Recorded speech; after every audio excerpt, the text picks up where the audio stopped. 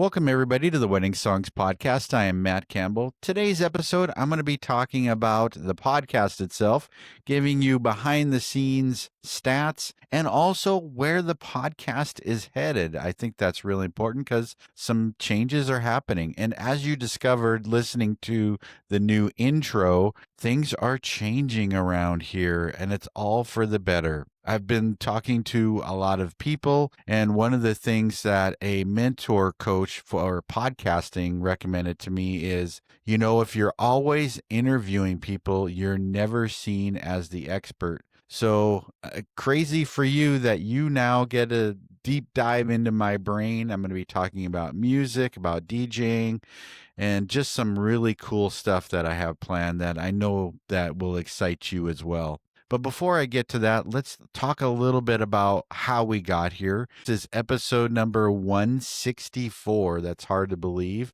I started this in January of 2020 when I went full time, quit my job, my daytime job, and started doing this full time. And that was all before the Google updates happened in September of 2023, where a lot of publishers out there just got decimated. If you want to read about that, you can on our wedding music letter. I have a free article about my journey through that process.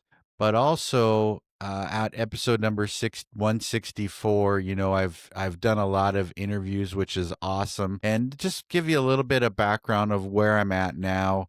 I am at 85,000 downloads, and to me, it's all perspective. To me, it's more about the relationships that I created. It's not about how many downloads. To me, it's not, I'm not Joe Rogan. I'm not Alan Berg at 300,000. But it's still respectable. And I thank everybody that's tuned in over the last 5 years. So what are the most popular episodes?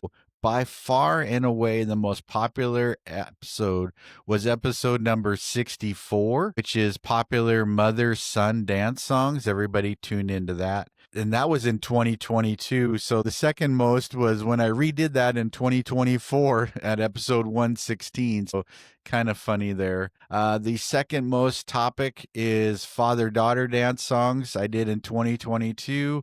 It's funny, I did it again in 2024 on episode number 115. So those are the four most popular episodes I've ever done talking about parent dances, for sure a very popular topic.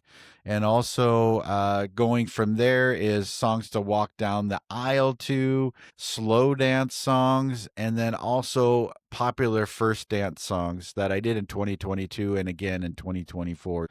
Look for that moving forward just because it's such a hot topic. People want to know about that. And, I'm going to give behind the scene tips as well for DJs. So that way, maybe give you a different perspective on how to introduce it. Talk to your couples about how to make sure that goes down with a unique take. Now, some of the interviews that I've done over the years, like I said, on episode 95 is when I started doing the interviews. And before that, it was just me primarily talking about music. The difficulty thing is to be a legitimate podcast, legal wise, we cannot play music, which is crazy. So some of the popular episodes that I have, just because of the title, it's so funny how SEO and clickbait and whatnot really goes into what people listen to. So number one interview by far was with Shelley Reed Warner. Why? Because the title was Wedding Mistakes to Avoid. That was episode number 138. So if you want to listen to that, you can. I'm very proud of the second most popular interview, and that's with Tony Becker. She talked about her song Dance With Me Baby and about the music bids on episode number 109. That was fantastic to get her insights about the song and also about the music industry trying to release and sell her own song. I love that one. And then going with the third most popular is with Gene Newhart. Why? Because of the title, Wedding Traditions, on episode 117. Now, on the DJs that I interviewed, I thought it was going to be Mike Walter, to be honest, just because he's such an influencer in their DJ industry. But I think I have to go back to interviews and SEO and what people are searching for. So the fourth most popular is my buddy DJ Big John.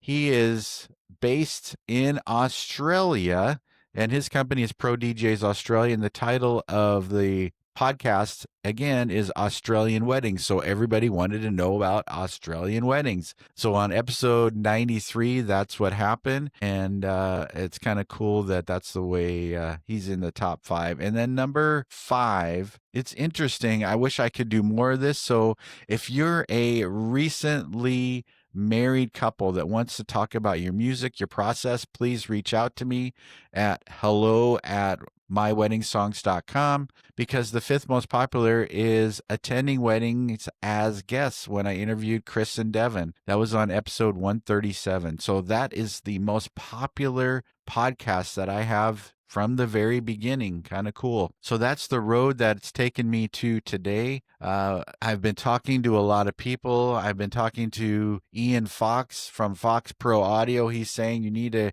give behind the scenes, your process, finding the music, thinking about that, how I can do that.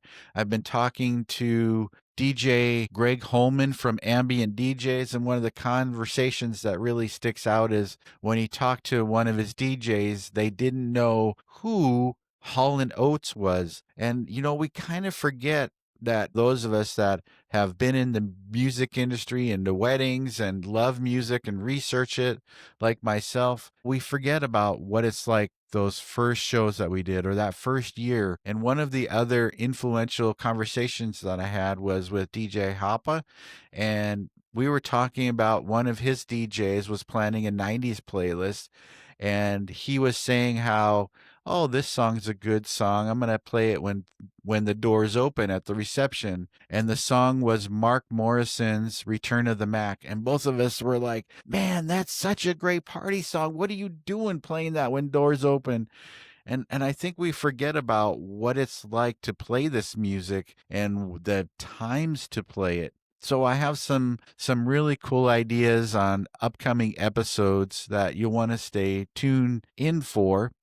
And one of the things that I'm also doing is I got rid of the intro. I got rid of all of the fluff on the podcast. I'm just going to go straight into here's what the podcast is about and go right into the topic. It's no more fluff in the beginning, no more outro. I do have an EDM commercial that I created for the wedding music letter at weddingmusicletter.com. If you're creating podcasts to make money, stop now, because you don't make money from podcasts.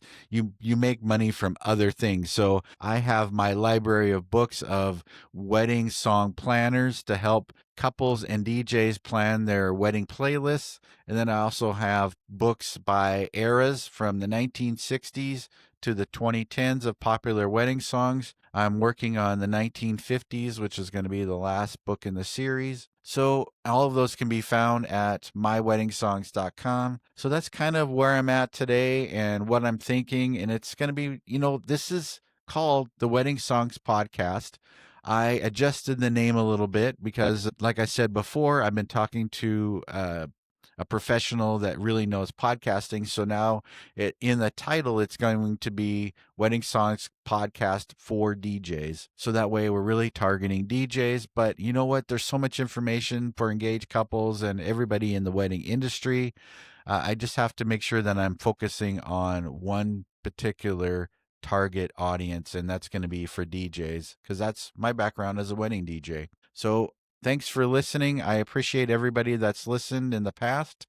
And you're about to listen to the brand new wedding music letter ad. Thanks for listening. Have a great day. You're the wedding DJ.